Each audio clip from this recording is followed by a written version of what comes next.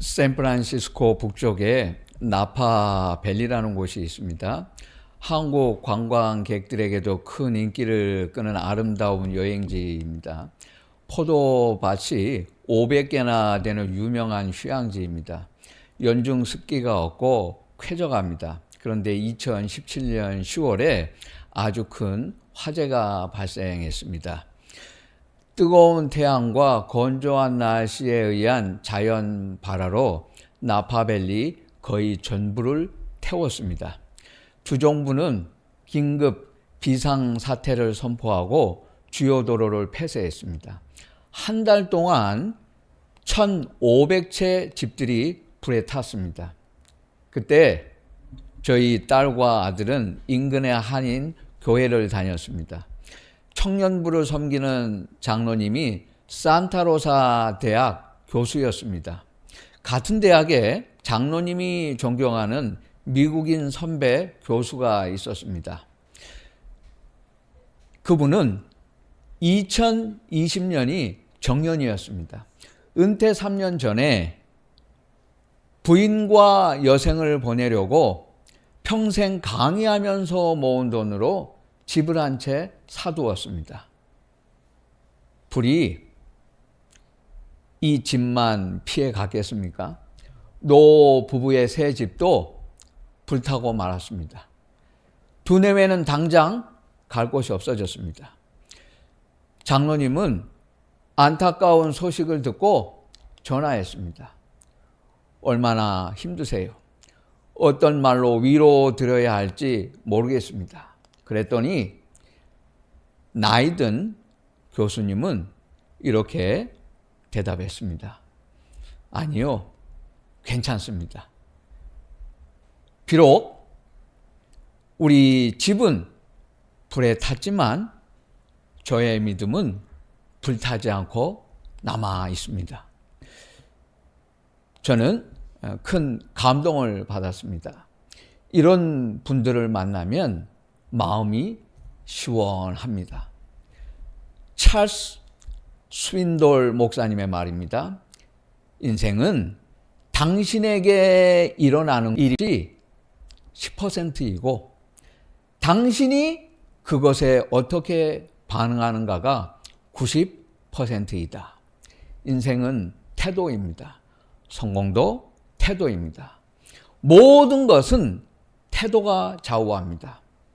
하나님은 여러분이 무엇을 하느냐에는 관심이 없어요. 하나님은 여러분이 어떤 사람인가에 관심이 있으십니다. 성경은 예수님께서 비유가 아니면 말씀하시지 않았다고 말합니다. 비유는 중요합니다. 오늘 성경 마태복음 13장에는 천국을 말하는 비유 7개가 모여 있습니다. 그 첫 번째가 씨 뿌리는 비유입니다. 마가복음 4장도 씨 뿌리는 비유로 시작합니다. 누가복음 8장에도 씨 뿌리는 비유가 있습니다. 이 씨 뿌리는 비유는 모든 기독교인들이 가장 잘 아는 말씀이고 성경에서 대표적입니다. 그런데 우리는 이 씨 뿌리는 비유하면 길가 같은 사람, 돌박 같은 사람, 가시덤불 같은 사람, 옥토 같은 사람을 구분하는 이야기만 주로 하잖아요. 이 말씀을 읽을 때 내가 좋은 밭이 되려고 노력합니다. 좋은 밭을 준비하려고 합니다. 왜냐하면 여러분이 지금까지 교회 다니면서 그렇게 들었거든요. 이 씨 뿌리는 비유를 설교 들을 때마다 교인들에게 강단에서 이렇게 강요하잖아요. 씨 뿌리는 비유 읽었습니까? 좋은 밭이 되세요. 밭이 돼야, 좋은 밭이 돼야 예수를 잘 믿을 수 있습니다. 이 씨 뿌리는 비유의 주제는 그게 아니에요. 씨 뿌리는 비유는 좋은 밭이 되기 위해 내가 뭘 해야 한다는 게 아니에요. 성경을 주의 깊게 읽으세요. 내 관점, 자기 중심적인 입장에서 읽으면 성경은 보이지 않아요. 예수님의 마음으로 읽어야 보입니다. 어떤 성경을 읽어도 거기서 예수님을 발견할 수 있어야 해요. 성경에는 사람들의 이야기도 있어요. 그럴지라도 주님과의 관계를 생각하면서 성경을 묵상해야 할 필요가 있습니다. 이제 보세요. 예수님 중심으로 이 씨 뿌리는 비유를 다시 보세요. 씨 뿌리는 자가 누구입니까? 예수 그리스도입니다. 예수님은 무엇이든 다 하실 수 있어요. 돌밭도 좋은 땅이 되게 하실 수 있습니다. 예수님이라면 얼마든지 가시밭도 옥토가 되게 만드실 수 있어요. 길가에서도 씨앗이 자라나게 하실 수 있습니다. 예수님은 얼마든지 그럴 능력을 가지고 계시는 분입니다. 하실 수 있어요. 천지를 창조하셨고 죽은 자로 살리셨습니다. 여러분 잘 알잖아요. 갈릴리 바다를 잔잔하게 하신 분입니다. 그런 분이 땅이 나쁘다고 씨가 못 자라게 하십니까? 예수님께는 좋은 밭과 나쁜 밭이 전혀 문제되지 않아요. 그런데 왜 자꾸 좋은 밭이 되라고 그럽니까? 안 맞잖아요. 씨앗은 하나님의 말씀입니다. 복음입니다. 복음은 그 자체가 특별한 능력이라고 하는 것을 우리는 잘 알고 있습니다. 어떤 사람의 방어막도 뚫고 들어가서 변화시키는 능력입니다. 강팍한 사람도 변화시킵니다. 말씀을 듣기만 하는데도 아무것도 하지 않는데 변화받는 수많은 사람이 있다는 걸 우리는 목격하고 있습니다. 복음 하나만 있으면 충분해요. 열매도 땅에서 저절로 나오지 않습니다. 농부가 씨를 뿌리고 밭을 가꾸어서 땅에서 열매가 있는 것입니다. 그냥 놔두면 잡초만 무성하고 아무것도 자라지 않아요. 농부가 씨를 뿌리지 않고 밭을 가꾸지 않으면, 농사하지 않으면 좋은 땅이 있어도 소용없어요. 좋은 땅이 있다고 다 되는 거 아니에요. 농부가 있으니까 좋은 땅이 되고 좋은 땅에서 열매도 있는 것입니다. 좋은 밭이 준비되는 것보다 더 중요한 것이 씨를 뿌리고 밭을 가꾸는 사람이에요. 밭이 중요한 게 아니에요. 그 밭을 누가 만드느냐, 그것이 중요한 것입니다. 씨앗을 누가 심느냐. 만일 가시와 바위가 있거나 묵은 땅이면 갈아엎으면 그만이에요. 씨를 뿌리는 것도 결실하는 밭이 되게 하는 것도 다 농부가 하는 일입니다. 땅은 스스로 아무것도 낼 수 없어요. 그러니까 여러분이 좋은 밭이 된다고 다 되는 게 아니에요. 그런다고 해결되지 않습니다. 아니 그러면 예수님은 왜 네 종류의 밭을 말씀하셨을까? 그것은 내가 무엇이 되어야 하고 내가 뭘 해야 하고 내가 열매를 맺어야 한다는 말씀이 아니고 좋은 태도를 가리키신 것입니다. 예수님께서 말씀하시려고 했던 바는 좋은 밭이 되라는 게 아니고 좋은 밭보다 좋은 태도였습니다. 우리는 스스로 구원받을 길이 없어요. 다만 좋은 태도를 가지는 것은 우리 몫입니다. 내가 무엇이 되겠다는 것과 태도는 같지 않습니다. 내가 무엇이 되겠다는 것은 나중의 일이에요. 그때까지 인간적인 수단을 써서 애쓴다는 이야기지. 그러나 신앙은 노력이 아니에요. 단순히 애쓴다고 되는 게 아닙니다. 태도는 지금에 걸맞은 상태, 기본이에요. 기본을 갖추라는 말이잖아요. 기본이 있으면 좋은 사람 돼요. 좋은 그 무엇이 되기도 합니다. 기본, 태도는 현재를 말해요. 지금이라도 태도가 바르면 되는 일이 있습니다. 왜 안 되느냐? 태도가 나쁘거든요. 내가 어떤 사람인가가 중요하지 개인적인 성취나 내가 무엇이 되는가는 중요하지 않아요. 누가복음 8장에는 좋은 땅의 결실이 100배라고만 했습니다. 거기에 읽어보세요. 60배, 30배라는 말은 없어요. 그냥 100배라고만 쓰여 있어요. 그런데 마가복음은 30배, 60배, 100배라고 했습니다. 오늘 마태복음은 또 다릅니다. 100배, 60배, 30배라고 했습니다. 같은 땅인데, 같은 좋은 땅이라도 열매 맺는 정도가 똑같지 않아요. 좋은 땅이라도 30, 60, 100으로 달라요. 또 마가복음은 30, 60, 100이라고 했는데 오늘 마태복음 13장은 100배, 60배, 30배라고 했습니다. 이상하지 않아요? 숫자가 거꾸로 가잖아. 반대로 되어 있습니다. 숫자가 줄어들어요. 어떤 때는 좋은 땅에도 100배가 되기도 하고 어떤 때는 60배가 되고 또 어떤 때는 30배밖에 결실하지 못한다는 이야기입니다. 무슨 뜻이에요? 복음에도 실패가 있어요. 좋은 땅이라고 해서 다 되는 게 아니에요. 안 되는 게 있다는 말이에요. 거꾸로 가잖아. 좋은 땅인데 우리는 다 똑같은 줄 알았는데 그게 아니라고 하잖아요. 마태복음은 100배가 60배로 줄고 60배가 30배로도 줄어요. 어떻게 하라는 것입니까? 누가복음 8장 15절에서 예수님 결론을 말씀하셨어요. 좋은 땅에 있다는 것은 착하고 좋은 마음으로 말씀을 듣고 지키어 인내로 결실하는 자니라. 씨 뿌리는 비유의 진짜 주제는 좋은 밭이 되라는 것이 아니고 말씀을 잘 수용하는 받아들이는 착하고 좋은 마음으로 잠잠히 주님의 크신 능력을 주목하라는 뜻이에요. 예수님만을 바라보라는 것입니다. 예수님 한 분으로 충분한 것입니다. 예수님으로 만족한 사람은 복음을 순전하게 받아들입니다.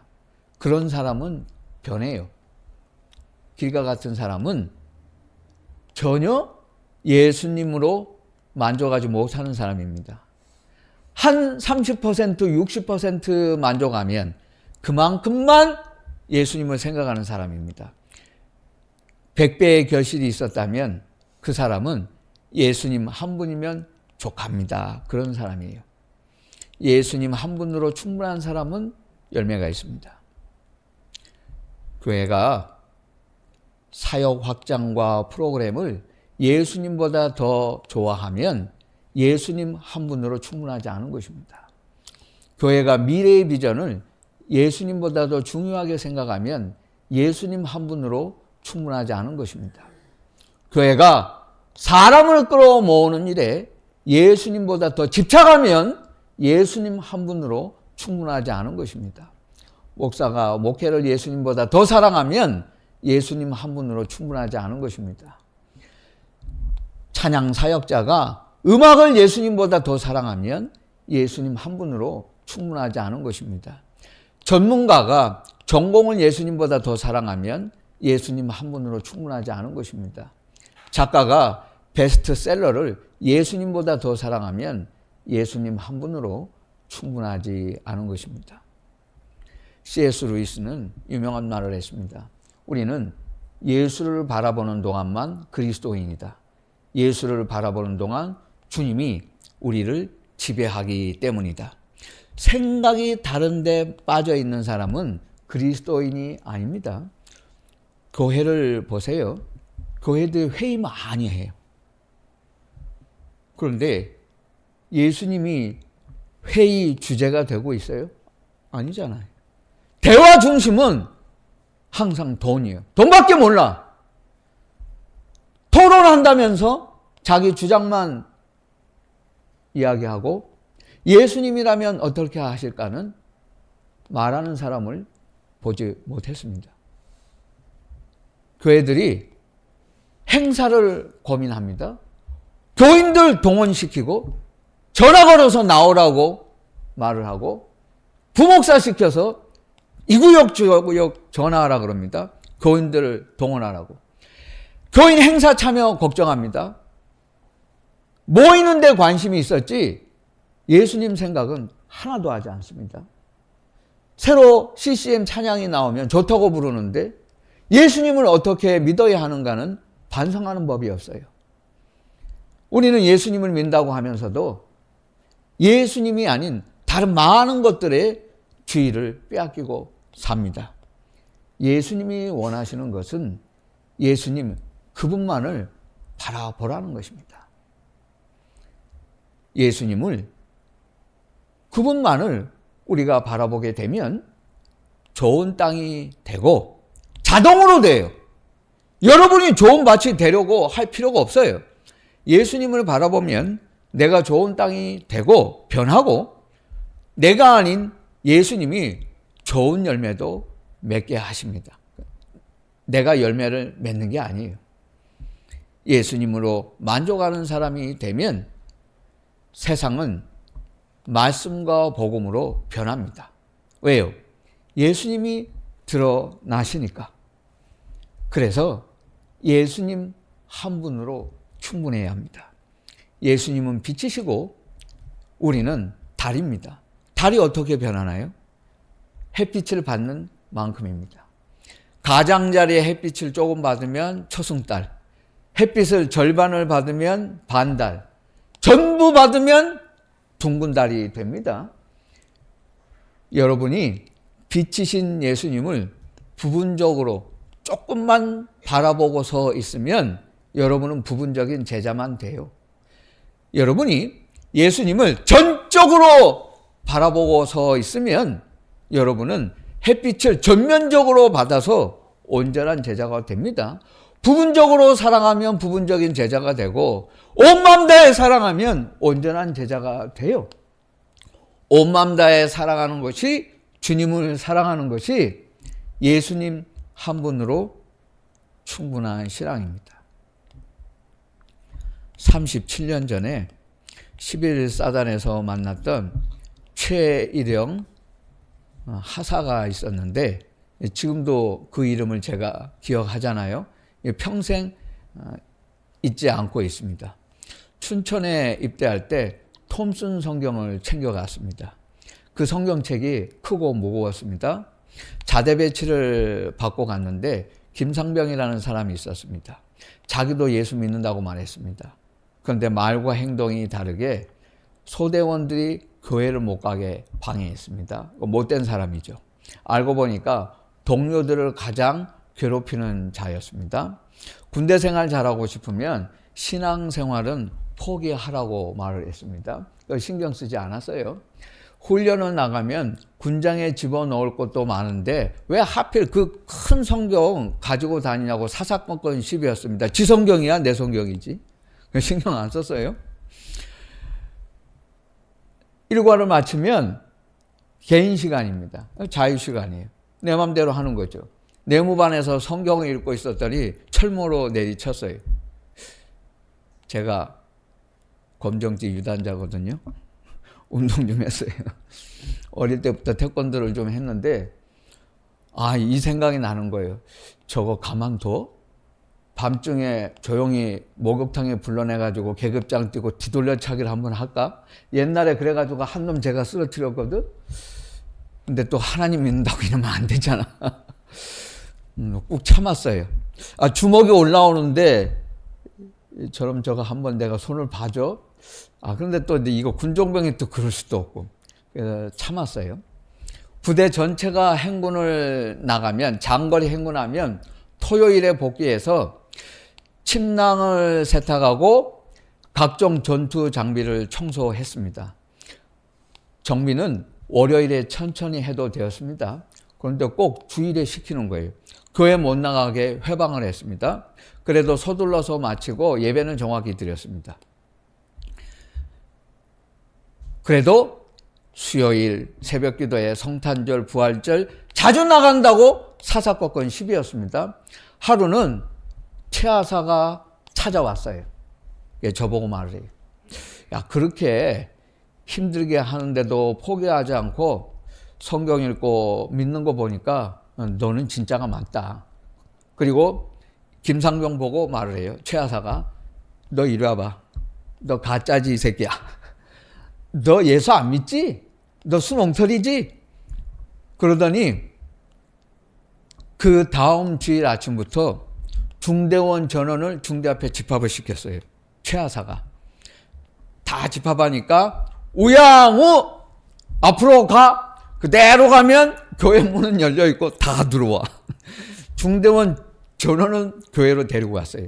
이 사람 예수 안 믿던 사람이었는데 자기도 예배 드리기 시작했고 믿었습니다.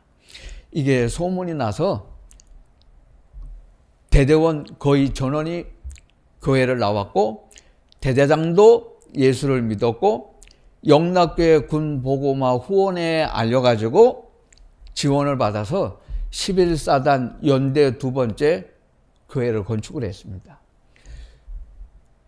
그 후에도 김상병은 교회를 나오지 않았습니다. 그러니까 이 사람이 군대 오기 전에 예수 믿었다는 것은 믿을 수가 없죠. 아무튼 그렇게 됐습니다.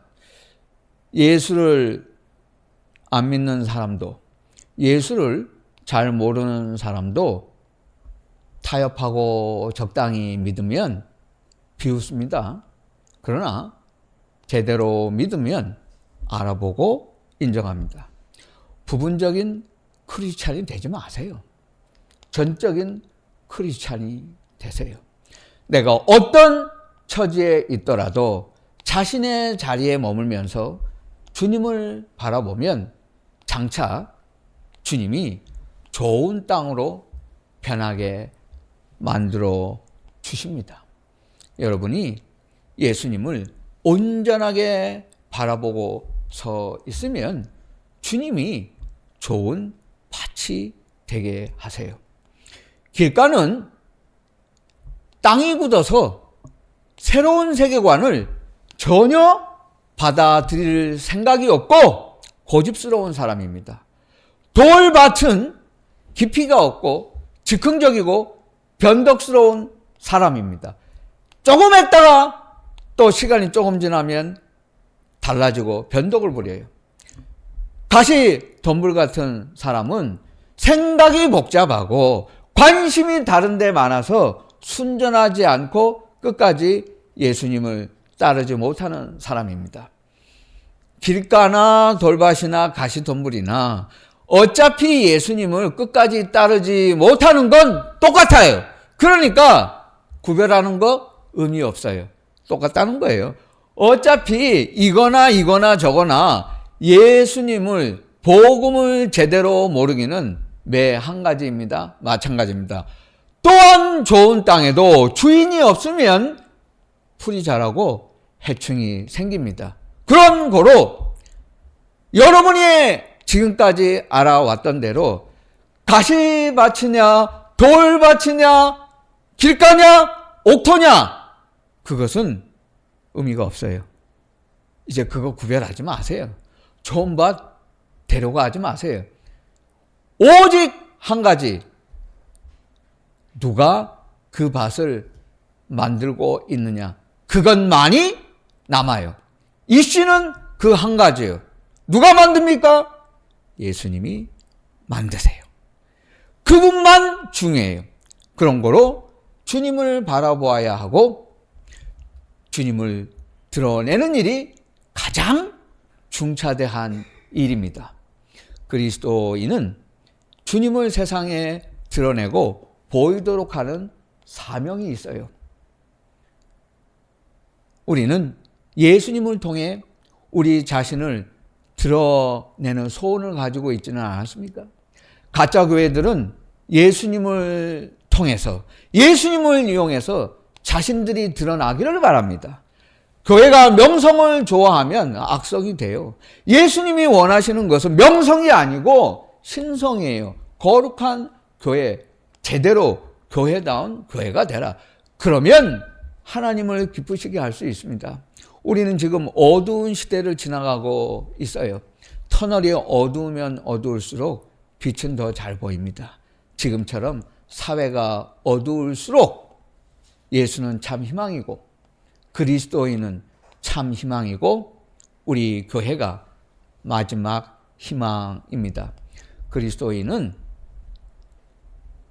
예수님 한 분으로 충분하고 그럼으로써 예수님이 드러나고 세상을 변화시키는 주체가 되어야 합니다.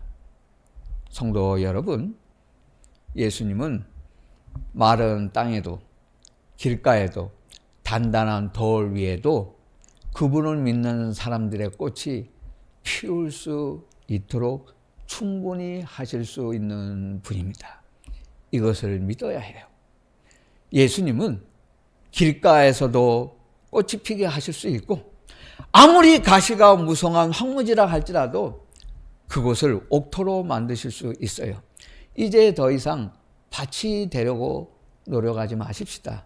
다만 주님을 바라보십시다.